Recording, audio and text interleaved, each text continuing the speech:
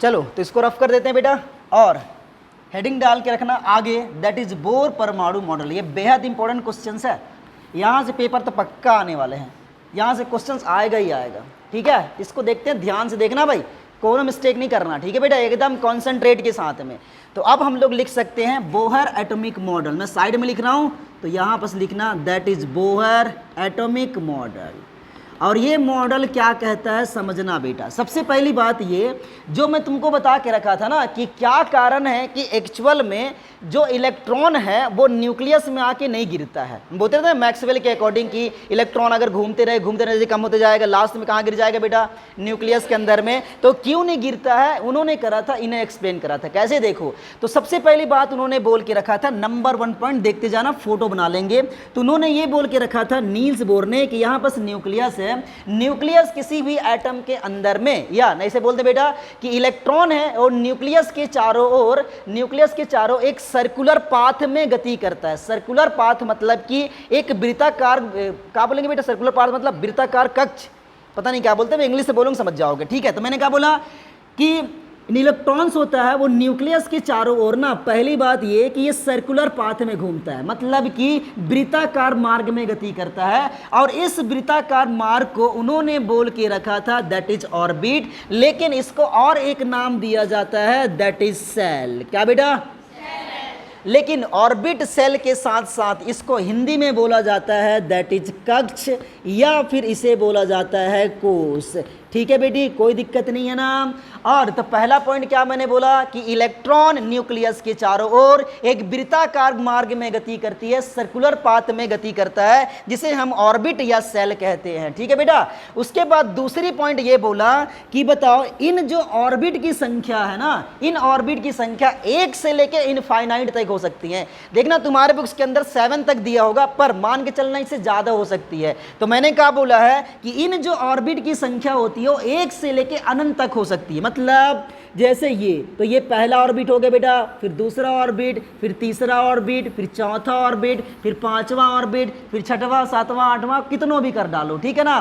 तो इसी को हम बोलते हैं कि इनकी संख्या 1 से लेके अनंत तक हो सकती है। 1 बाय 1 इसको लिखते भी जाते हैं। ठीक है, तो पहले कॉपी करते जाओ, नहीं पहले लिखते जाते हैं कि पहला पॉइंट क्या था, फिर सेकंड पॉइंट, फिर थर्ड पॉइंट करके।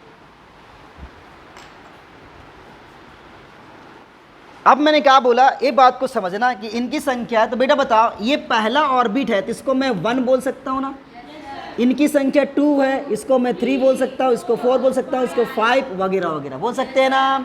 इनको हम लोग क्या करते हैं, बोर के मॉडल के अकॉर्डिंग पहले ऑर्बिट को हम लोग शो करते हैं कैपिटल के से, दूसरे वाले को, उसके बाद को, फिर इट्सेट्रा वगैरह वगैरह KLMN से रिप्रेजेंट किया जाता है। तीसरी बात, और आगे चलो नेक्स्ट पॉइंट इधर लिखते हैं। तीसरी पॉइंट इसने ये बोल के रखा था कि जब कभी भी एक इलेक्ट्रॉन अपने ऑर्बिट में रिवॉल्व कर रहा होगा ना तो इसकी एनर्जी फिक्स्ड होगी। दैट मीन्स ये, जैसे मैं पहले बता के रखा था रदरफोर्ड के अकॉर्डिंग कि ये अगर ऐसे घूमेगा तो इसकी एनर्जी कम होते जाएगी ना, लेकिन क्यों नहीं कम होता, उसके पीछे रीजन बता के रहा कि जब ये एक ऑर्बिट में घूम रहा होगा तो इसकी एनर्जी बिल्कुल फिक्स्ड होगी। दैट मीन्स ये घूमने के दौरान ना तो ये एनर्जी को एमिट करेगा और ना ही एनर्जी को एब्जॉर्ब करेगा। ठीक है, इसीलिए यही रीजन है कि ना इलेक्ट्रॉन इधर जाता है ना तो इलेक्ट्रॉन बाहर की ओर जाता है और अपने ऑर्बिट में लगातार घूमते रहता है। ध्यान रहेगा बेटा। तो इसके एनर्जी घूमते हुए इलेक्ट्रॉन की एनर्जी क्या होती है बेटा, फिक्स्ड होती है। ठीक है, चौथा पॉइंट ध्यान रखना, उन्होंने कहा बता के रखा था कि ये इलेक्ट्रॉन्स है वो सारे के सारे ऑर्बिट में नहीं घूमते हैं, केवल उन्हीं ऑर्बिट के अंदर में घूमना पसंद करते हैं जिनके लिए एंगुलर मोमेंटम की वैल्यू, कोणीय संवेग की वैल्यू, मतलब MVR की वैल्यू NH/2π के बराबर होता है। ये पॉइंट अभी हम लिखने वाले होंगे, ध्यान रखना क्या, जिसको तुम लोग बोल के रखते बेटा दैट इज एंगुलर मोमेंटम, या इसे हम लोग बोलते हैं कोणीय संवेग। तो मैं यहां पर लिख देता हूं दैट इज एंगुलर मोमेंटम। लिखे 1 बाय 1 करके। चल बेटा, तो ये चौथा पॉइंट था। एक पॉइंट और है, उसको मैं समझा देता हूँ, फिर उसके बाद 1 बाय 1 लिखने शुरू कर देंगे। देखो कैसे, यहाँ पास लिख दिया बेटा 5 उसने पॉइंट बना के रखा था कि अगर मैं ऐसे बना रहा हूँ, ये देखो यहाँ एक न्यूक्लियस है बेटा, और यहाँ पास एक ऑर्बिट है, यहाँ से दूसरे ऑर्बिट है, यहाँ से तीसरे ऑर्बिट है। अब देखो मान के चलो एक इलेक्ट्रॉन है, वो इलेक्ट्रॉन इस ऑर्बिट में रिवॉल्व कर रहा है, तो जिस ऑर्बिट में वो रिवॉल्व करता है उसकी एनर्जी फिक्स होती है ना, और उसकी एनर्जी को मैं चाहूं तो किससे शो कर सकता हूं बेटा, ई से। बोलो कर सकते हैं ना? अच्छा एक बात है, और ये जो एनर्जी जिसमें इलेक्ट्रॉन घूम रहा है ना, उस एनर्जी को हम लोग नाम दे देते हैं, या उस एनर्जी स्टेट को नाम दे देते हैं, that is ground state. Hindi बिल्कुल नहीं बताऊंगा, सीख जाओगे नहीं तो। ठीक है बेटा। अब मैंने ये बोला कि घूमते हुए इलेक्ट्रॉन की एनर्जी फिक्स्ड होती है, लेकिन अगर मैं बाहर से एनर्जी दे दूं तो ये इलेक्ट्रॉन्स उस एनर्जी को एब्जॉर्ब करेगा, और एब्जॉर्ब करने के बाद अपने इस एनर्जी लेवल से ना जंप करके कहां चले जाएगा, उससे अधिक एनर्जी लेवल में चले जाएगा। दैट मीन्स यहां जा सकता है। तो देखो पहले कहां था बेटा, यहां, अब कहां चले गया है, ऊपर वाले। तो एक काम करो, जहां पहले घूम रहा था उसकी एनर्जी लेवल को मैं E1 बोल दूं क्या? बोल सकते हैं ना बेटा, जिसको हम लोग क्या बोल के रखे हैं, ग्राउंड स्टेट। अब मैंने कहा बोला कि इसने जैसे लाइट दिए बाहरी सोर्स से, एक्सटर्नल सोर्स से, तो एक्सटर्नल सोर्स से देने के बाद लाइट को एब्जॉर्ब किया, एब्जॉर्ब करने के बाद कहां चले गया, ये हायर एनर्जी लेवल में। जहां गया है उसकी एनर्जी लेवल तो पक्का E1 नहीं होगी, उसको मैं क्या बोल दे रहा हूं बेटा, दैट इज E2। तो जहां वो गया है, जिसको मैं E2 एनर्जी लेवल बोल रहा हूं, उसको हम लोग एक और नाम बोलते हैं, दैट इज एक्साइटेड स्टेट, या यहां पर लिख सकते हैं एक्साइटेड स्टेट। इसको हम चाहें तो हायर एनर्जी लेवल भी बोल सकते हैं, बट मैं बोलूंगा नहीं, इसको बोलेंगे एक्साइटेड स्टेट, इसको क्या बोले थे, ग्राउंड स्टेट। ध्यान रहेगा। आगे काम की बात पर आओ बेटा। अगर बताओ इन दोनों, पहले एनर्जी इतना था, बाद में इतना हो गया, तो दोनों के बीच में ऊर्जा का अंतर होगा क्या, एनर्जी डिफरेंस होगा कि नहीं? तो उस एनर्जी डिफरेंस को कैसे निकालते हैं समझना। तो ये एनर्जी डिफरेंस निकालते बेटा, del E is equal to होता है final energy state, final energy minus यहां पर लिख लेंगे that is initial energy state.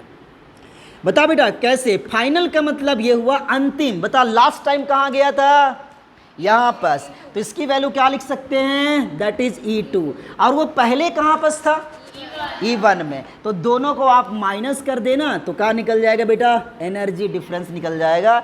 यही उनका कहना था। 5 पॉइंट है, 5 पॉइंट में हम लोग बोर एटॉमिक मॉडल को कंक्लूड कर चुके हैं पूरी तरह से। ठीक है, ध्यान रहेगा। चलो 1 बाय 1 लिखते जाते हैं भाई। तो नेक्स्ट समझो बेटा, बोर बरी परमाणु मॉडल। तो इसका बोलते हैं बोर बरी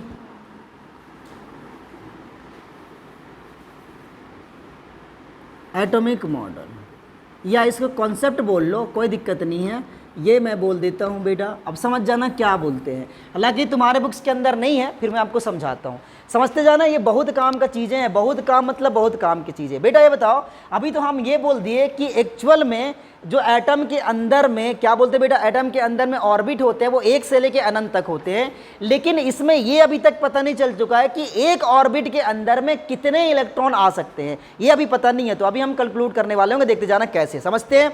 सबसे पहली बात ये मैंने बोल के रखा था एटम, बोर एटॉमिक मॉडल के अंदर में, कि यहाँ पर बेटा न्यूक्लियस है और इसके चारों ओर बहुत सारे ऑर्बिट होते हैं जिनकी संख्या 1 से लेके अनंत तक होती है, जिसको हम बड़े प्यार से K, L, M, N etcetera से रिप्रेजेंट किया जाता है। और मैंने ये भी बोल के रखा था कि K के लिए जो N, मैं यहाँ पर लिख देता हूँ बेटा N का मतलब इनकी संख्या सीधे सीधे बोल सकते हो कि पहला ऑर्बिट है, दूसरा तो वगैरह वगैरह। तो बताओ बेटा K के लिए N इक्वल टू 1 लिख सकता हूँ ना, इसके लिए N इक्वल टू 2, इसके लिए क्या बेटा 3, N इक्वल टू 4, आगे तो लिख लोगे, कोई दिक्कत नहीं है ना। अच्छा, तो इस मॉडल का पहला कॉन्सेप्ट तो मैंने बता दिया, यही है किसके लिए N 1 2 3 4 5 6 वगैरह वगैरह होता है, जिसको हम K, L, M, N वगैरह से रिप्रेजेंट किया जाता है। ये बोर ने कहा था। तो देखो बोर बरी मॉडल ये बोलता है कि इनमें अगर मुझे कभी भी एटम के अंदर में या एटम के ऑर्बिट में इलेक्ट्रॉन को फिल करना है, तो किसी भी एटम के अंदर में जो ऑर्बिट्स होते हैं, नहीं जितने किसी भी एटम के अंदर में जो इलेक्ट्रॉन्स होते हैं वो हमेशा 2n² के बराबर होते हैं। दैट मीन समझाता हूं, तो मैं क्या बोला बेटा कि नंबर ऑफ इलेक्ट्रॉन्स यहां पर लिख लेते हैं बेटा, electrons in orbit is equal to maximum लिखना था, यहां पर लिख लेना maximum, maximum number of electron in orbit is according to, समझाता हूं कैसे, अकॉर्डिंग टू 2n²। क्या मीनिंग है इसका, अभी समझाते हैं। ये 9th क्लास के अंदर बहुत अच्छी डिस्कस करी जाती है, बस यहां भी करेंगे हम लोग। बेटा सबसे पहले समझाना, मुझे कैलकुलेट करना है k के अंदर में कितने इलेक्ट्रॉन आ सकते हैं, मैक्सिमम मैंने बोला है ना। तो पहले लिखते हैं बेटा 4 k सेल, k सेल बोल दो या k ऑर्बिट बोल दें, बोल सकते हैं ना। बताओ k सेल के लिए n की वैल्यू कितना है, तो यहां पर मैं n = 1 लिख दूं का बेटा। हमारे पास फॉर्मूला क्या है, 2n²। तो यहाँ पर लिख सकते हैं, इधर लिख रहा मेरे पास जगह कम है, पहले इसको रफ कर लेते हैं, काम आएगा बेटा जल्दी से जल्दी, तुम लोग बोले थे।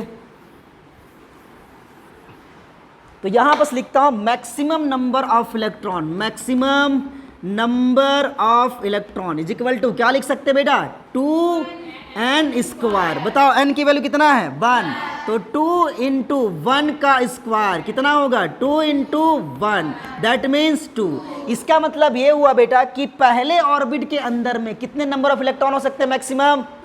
हाँ उससे कम हो सकते हैं पर उससे ज़्यादा नहीं हो सकते।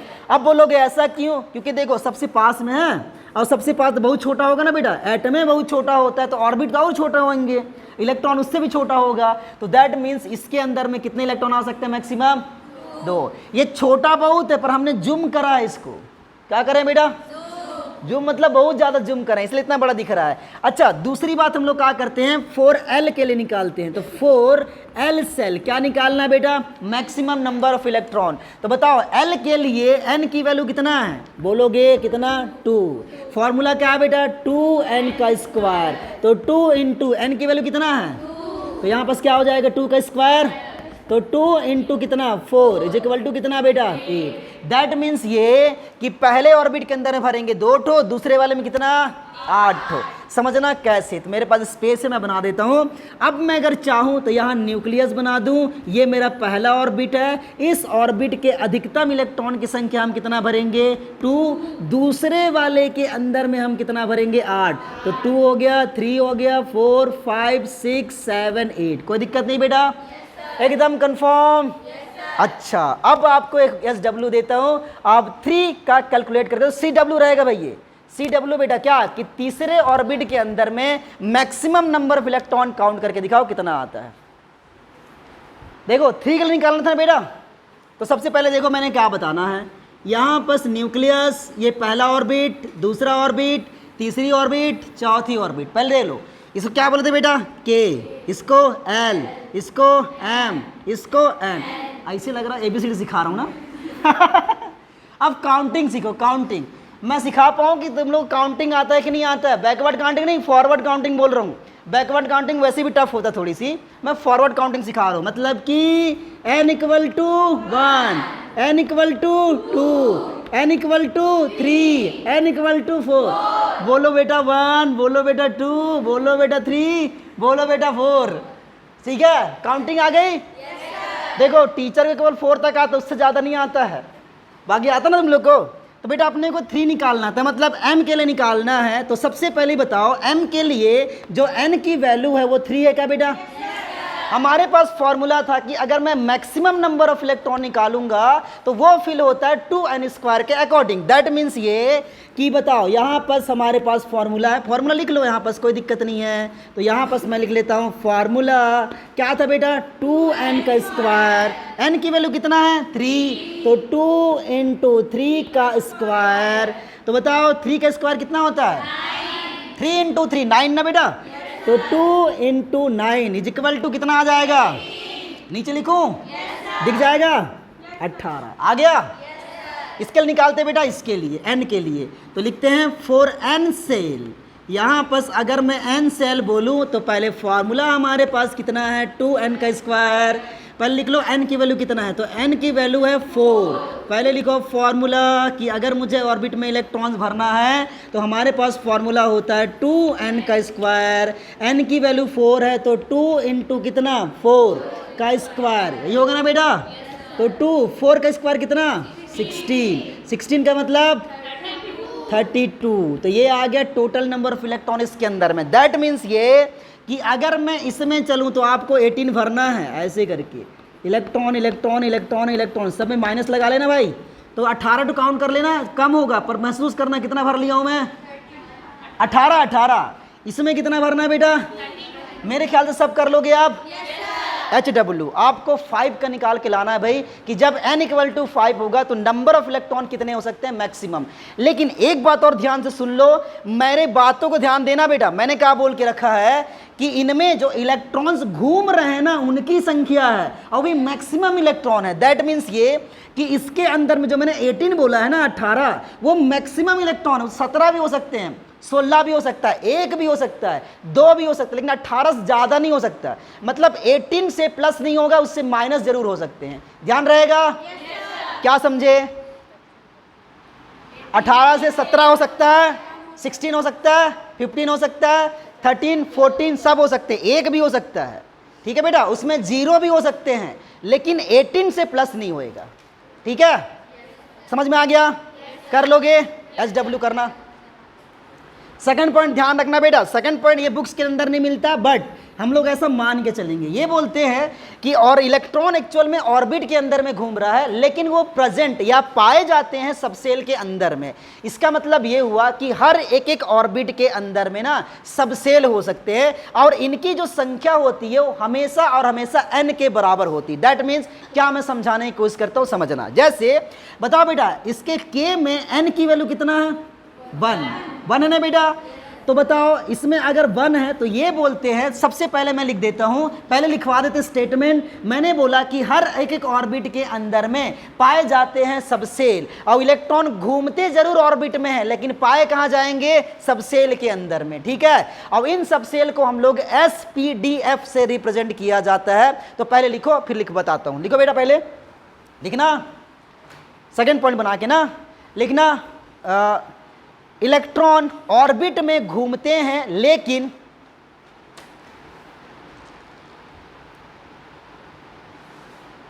इलेक्ट्रॉन ऑर्बिट में घूमते हैं लेकिन वे सबसेल में प्रेजेंट होते हैं या सबसेल में पाए जाते हैं।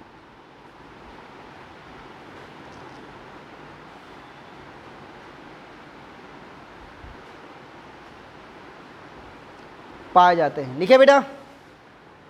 इन्हें small s, small p, small d, small f से रिप्रेजेंट किया जाता है, इट्सेट्रा लिख लेना बेटा। S, P, D, F et cetera से रिप्रेजेंट किया जाता है। F, S, P, D, F से रिप्रेजेंट किया जाता है। ओके बेटा, चलो बहुत अच्छी बात है, समझो समझो क्या समझाने वाला हूं, समझना। और आगे लिख लो बेटा, इन सब सेल की संख्या हमेशा n के बराबर होती है।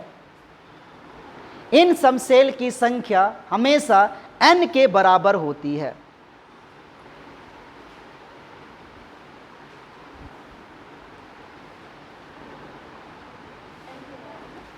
n के बराबर होते, समझो जल्दी से।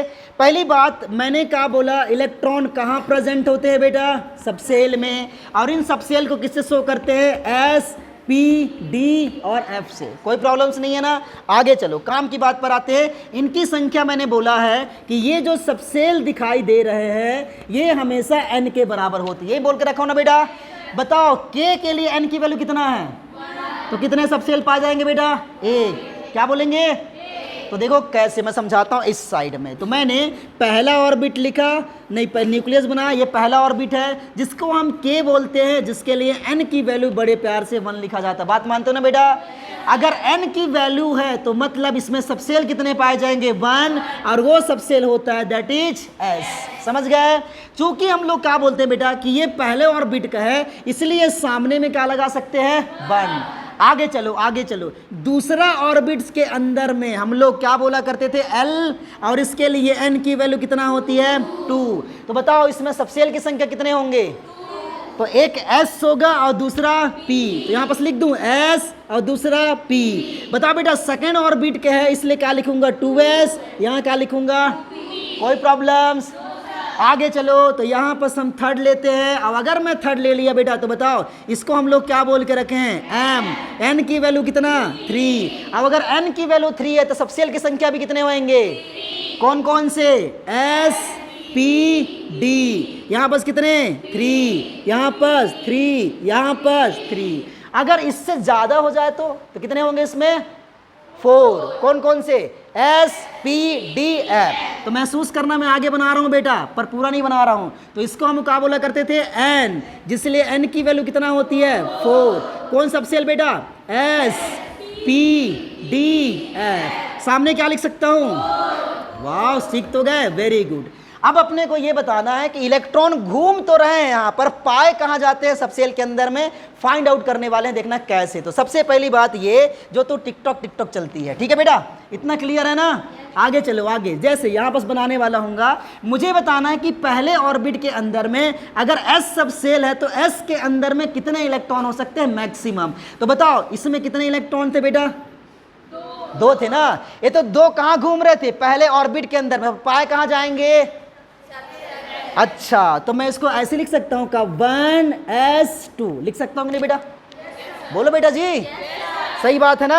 अच्छा लेकिन ये अधिकतम इलेक्ट्रॉन है, इसमें 0 हो सकते हैं, 1 हो सकता है, 2 हो सकता है, लेकिन 3 पॉसिबल नहीं है। आगे चलो, अगर मैं इसमें बोलूं कि बताओ दूसरे ऑर्बिट के अंदर में कितने इलेक्ट्रॉन्स थे, कितने इलेक्ट्रॉन थे बेटा, 8। तो देखो S और यहाँ पर P, तो इसके सामने में क्या लिखूंगा, 2S और 2P। बताओ S के अंदर में मैक्सिमम कितने इलेक्ट्रॉन पाए जा सकते हैं, अभी तो करे हैं, कितने, 2 ना, 2 पाए जा सकते हैं। अब मुझे बताओ बेटा दूसरे ऑर्बिट के अंदर में इलेक्ट्रॉन कितने घूम रहे थे, 8, उसमें 2 कहाँ चले गए, तो P में कितने जाएंगे, 6 ना, बोलो बेटा 6। इसका मतलब क्या हुआ बेटा कि जिस तरह से S के अंदर में मैक्सिमम इलेक्ट्रॉन थे 2, उसी तरह से P के अंदर में मैक्सिमम इलेक्ट्रॉन कितने हो जाएंगे, समझ गए। आगे चलो, हम तीसरे वाले के लिए चलते हैं। तो इसमें कौन कौन से बेटा, S P D, कौनो प्रॉब्लम्स, इसको क्या मैं 3 लिख दूं, अच्छा वेरी गुड, अच्छी बात है बेटा। तो देखो इसमें कितने इलेक्ट्रॉन्स, 2, प्रूफ करें ना अभी। इसमें मैक्सिमम कितने, 6 से कम हो सकते पर मैक्सिमम बोल रहा हूं। तो बताओ बेटा इसमें कितने थे, 18, 18 में कितना भर लिए, 6 और 2 8 हो गए ना, कितने बच गए। तो क्या मैं बोल सकता हूं डी के अंदर में मैक्सिमम कितने इलेक्ट्रॉन पाए जाते हैं, कोई प्रॉब्लम नहीं है, HW तुम्हारे पास रहेगा। फाइंड करना कि F के अंदर में कितने इलेक्ट्रॉन पाए जाने की संभावना है मैक्सिमम, ठीक है। HW रहेगा तुम्हारा, क्लियर है एकदम, जोरक्स। उसके बाद खत्म कर देंगे। इनमें से सबसे पहले जाते हैं अपने करना बेटा, जो मैं पढ़ाने वाला था इलेक्ट्रॉनिक कन्फिगरेशन, इसी से रिलेटेड है। हालांकि इलेक्ट्रॉनिक कन्फिगरेशन में कल बहुत अच्छे समझाने वाला हूँ, बट थोड़ा सा ध्यान रखना कैसे कि अगर मुझे क्या करना है, मान के चलो मैं ले लेता हूँ बेटा यहाँ पर कार्बन, जिसका एटॉमिक नंबर कितना है, 6। इसका मुझे एटॉमिक स्ट्रक्चर बनाना है, तो कैसे बनाऊंगा। तो सबसे पहले देखो 6 इलेक्ट्रॉन है, तो यहाँ पर न्यूक्लियस होगा बेटा, ये पहला ऑर्बिट होगा। पहले ऑर्बिट के अंदर में बताओ कितने इलेक्ट्रॉन आ सकते हैं मैक्सिमम, 2, तो यहाँ पर लिखेंगे 2 इलेक्ट्रॉन्स, कोई प्रॉब्लम्स नहीं है। उसके बाद बताओ दूसरे वाले में कितने आ सकते हैं मैक्सिमम, पर हमारे पास है कितने, 6 में से 2 आपने पहले वाले में भर दिए, तो इसके में कितने आएंगे, तो हो जाएगा 1 2 3 4। ओके बेटा। अच्छा इसी तरह से अगर मैं नाइट्रोजन में चल दूँ तो नाइट्रोजन का एटॉमिक नंबर होता है 7, तो पहले ऑर्बिट के अंदर में कितने इलेक्ट्रॉन्स, कोई दिक्कत। दूसरे वाले में कितने आएंगे बेटा, 5 ना, 1 2 3 4 5। अब ध्यान से देखते जाना और चलते सोडियम के अंदर में। अगर मैं सोडियम जाऊं तो सोडियम का एटॉमिक नंबर कितना है, 11। अगर 11 जाओगे तो सबसे पहले भरो, तो यहाँ पर क्या होगा बेटा, पहले ऑर्बिट के अंदर में 2 इलेक्ट्रॉन्स, दूसरे वाले के अंदर में 8, कितने हो गए बताओ, 1 2 3 4 5 6 7 8 हुआ कि नहीं हुआ, 3 7 है, अब 1 हो गया 8, 10 हो गया ना बेटा। एक इलेक्ट्रॉन और आ गया, वो कहाँ चले जाएगा, ऊपर वाले ऑर्बिट्स के अंदर में, तो ये हो गया नेगेटिव चार्ज, कोई प्रॉब्लम्स नहीं है ना।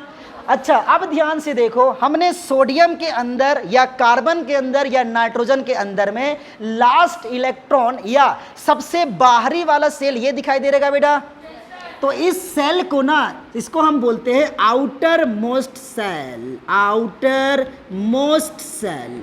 और इसी आउटर मोस्ट सेल को एक और नाम दिया जाता है, दैट इज वैलेंस सेल। क्या बेटा, कोई प्रॉब्लम्स नहीं है ना। इसी तरह से इसका आउटर मोस्ट सेल ये वाली होगा क्या, बोलो बेटी, आउटर मोस्ट सेल। और इसी को हम लोग क्या बोल सकते हैं, वेरी गुड। तो बताओ सोडियम के लिए कौन सा वैलेंस सेल होगा, कौन सा बेटा, ये वाली। तो इसको मैं क्या लिख दूं, that is outermost shell. और इसी को हम लोग क्या नाम दे सकते हैं, दैट इज बैलेंस सेल। कोई प्रॉब्लम्स तो नहीं हुआ होगा। अब आपको एक बात और समझना है कि बैलेंस सेल के अंदर में जो इलेक्ट्रॉन प्रेजेंट है ना, उन्हें बोला जाता है बैलेंस इलेक्ट्रॉन्स। क्या बेटा, तो मैं बोल सकता हूं कि बताओ इसमें अगर तुम काउंट करोगे तो ये तो हमारा बैलेंस सेल है, और इस बैलेंस सेल के अंदर में कितने इलेक्ट्रॉन्स हैं, 4। तो शॉर्ट में लिख रहा हूं बेटा, valence electron is equal to कितने, इसमें काउंट करो कितने हैं, 1 2 3 4 5। तो यहां पर लिख दूं, कहां पर, valence electron is equal to कितना, कोई प्रॉब्लम्स नहीं है। सोडियम का बताओ कितने हैं, तो valence electron of sodium is equal to कितना, 1। कोई प्रॉब्लम्स। अच्छा, ये तो अभी तुम सीख रहे हो, बाकी आपको केमिकल बॉन्डिंग पढ़ाऊंगा, मैं एक ट्रिक सिखाऊंगा जिसमें तुम सेकंडों में बता दोगे। सेकंडों मतलब कि मिली सेकंड लगेगा, एकदम बताओ आंसर, कोई कैलकुलेट करने की जरूरत नहीं पड़ेगा। इतना समझ में आया बेटा। एक बात और समझो कैसे, इसका साथ साथ इलेक्ट्रॉनिक कन्फिग्रेशन भी कैलकुलेट कर लेते हैं, कैसे जरा देखना। तो बेटा बताओ, इसमें तो 2 सबसेल होंगे ना, एक S वाला और यहाँ S और P वाला। इसमें कितने, एक सबसेल, जिसको हम लोग क्या बोला करते थे बेटा, 1, और यहाँ बस S। कोई प्रॉब्लम नहीं है ना। बताओ इसमें 2 इलेक्ट्रॉन है, कहाँ भरे जाएंगे, S के अंदर में। तो इसको देखो 1s² नहीं बोलना, इसको बोलते हैं 1s2। क्या बोलेंगे बेटा, 1s2। बताओ इसमें कौन कौन सबसेल हुआ करते थे, S और P। तो यहाँ पर लिखूंगा S और यहाँ पर P। दूसरे ऑर्बिट के लिए क्या लिखूंगा, 2। कोई प्रॉब्लम्स। बताओ इसमें कितने इलेक्ट्रॉन है बेटा, 4। 4 में से 2 कहाँ भरूंगा मैं, पहले S के अंदर में, बाकी कहाँ भरूंगा, इसे हम लोग बचपन में ना इलेक्ट्रॉनिक विन्यास बोला करते थे, इलेक्ट्रॉनिक कॉन्फ़िगरेशन। तो मैं लिख देता हूं, ये क्या है बेटा, दैट इज इलेक्ट्रॉनिक कॉन्फ़िगरेशन। हालांकि इसको आगे जाके और डिस्कस करेंगे बहुत अच्छे से अबाव मॉडल के अंदर में, लेकिन फिलहाल में यहाँ पर यही समझाते हैं, इसका लिखने वाले हैं। तो बताओ इसमें कैसे बेटा, यहाँ S सबसेल होगा ना, जिसको हम बड़े प्यार से क्या नाम दिया करते थे, 1s। बोल सकता हूँ कि नहीं। कितने इलेक्ट्रॉन है बेटा, कहाँ भरे जाएंगे, S के अंदर में। ये दूसरा ऑर्बिट है, दूसरा ऑर्बिट के अंदर में कौन कौन से, S और P।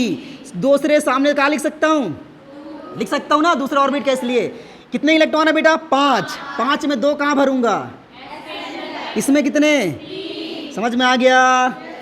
अच्छा, इसको क्या बोलेंगे, इलेक्ट्रॉनिक कॉन्फ़िगरेशन। ओके, आगे चलो, इसमें कैलकुलेट करो सोडियम का। कैसे लिखेंगे बेटा, पहले वाले में कौन कौन सा, 1s, कितने इलेक्ट्रॉन आएगा, 2। दूसरे वाले में कौन कौन से होंगे, तो ये हो जाएगा 2s and 2p। कोई प्रॉब्लम्स। S में कितने इलेक्ट्रॉन आते हैं मैक्सिमम, इसमें है कितना बेटा, 10। 10 है ना कि 8 है, 8 है। तो 2 मैंने यहाँ भर लिया, और कितने बचे होंगे, 6। कहाँ भरूंगा, कोई दिक्कत। तीसरे वाले में कौन कौन से होते हैं, S P D। सामने क्या लिख सकता हूँ, 3s 3p 3d। बताओ किसमें इलेक्ट्रॉन भरूं, S वाले में। कितने इलेक्ट्रॉन बचे हैं, केवल 1। तो 2 तो भर ही नहीं सकते ना, तो क्या भरूंगा बेटा, दैट इज 1। इसमें कुछ नहीं है तो 0 0 लिख सकता हूँ क्या, ये आगे इसका इलेक्ट्रॉनिक कन्फिग्रेशन याद रह जाएगा। जेरॉक्स करो।